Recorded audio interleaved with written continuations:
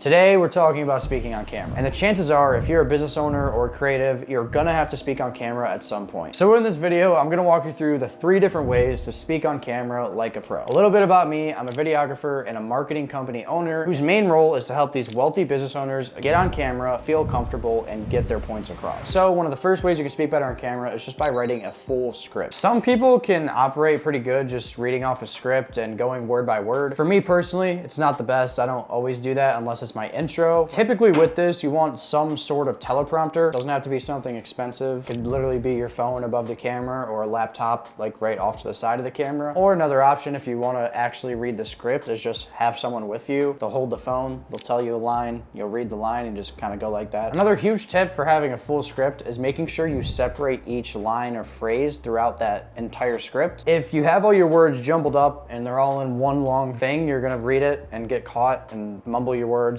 and stutter, and you're gonna be reading it over and over and over again. So just drop down your lines, make sure you go line by line so it's a lot easier to see and read. And typically in movies, they say a page is about a minute. Movie scripts are a little different because there's a lot of random things that get put on there, but just expect a page of a script to be about 1 minute to 3 minutes long. And that can help you gauge how long your actual final video is going to be if you choose to do a full written script. Another way you can write a script is just by using bullet points. This is personally what I do, and I realize there's 3 main things you need for a successful bullet point script, and that's a full understanding of the topic, a fully written hook no matter what form of content you're making, and a clear end goal or purpose of that video. Based on the first one, a bullet point script is always going to be best suited for people who are an actual professional in their topic. For starters, you should really only be making informational content on things if you are professional. But when you have that full understanding of a topic, for example, a doctor who has a degree and went to school for 10 years and has been practicing for 5 is going to have a lot of information to speak on a topic and probably won't need a full script to read off of. So you really just want to analyze whether you yourself, if you're the one making the video, have enough information to write out bullet points and just talk for 5 to 10 minutes. Now, a written out hook is something I believe in because no matter what, you need a really good intro, which is intros are more for YouTube videos, or a really good hook, which is more for short form content, but it's always going to be the most important part of your video. So if you're not spending your time scripting out an entire video, you should take that time and put it into your intro, because if the intro is good, the chances are people are going to stay in the video, and if you have actual information to give, they're going to keep watching all the way through. And finally, a clear goal for the video. You want to know what the point of your video is. Are you trying to get someone to go somewhere? Are you trying to just give someone information and help them do something? This all matters because you can write proper bullet points and have an actual idea of where you're going in your video. Especially with the bullet point script, if you don't have a clear goal in mind, it's very easy to start rambling and just get lost. So this is very important in the planning phase, and like I said with the hook, if you're not putting that time into writing an entire script, put that time into figuring out what the goal of your video is. Like I mentioned, I personally use bullet point scripts, so I'll write out my entire intro or hook, and then I'll put a few subsections that I'm gonna be reading throughout the video. I have tip number 1 with a bunch of bullet points under it, tip number 2,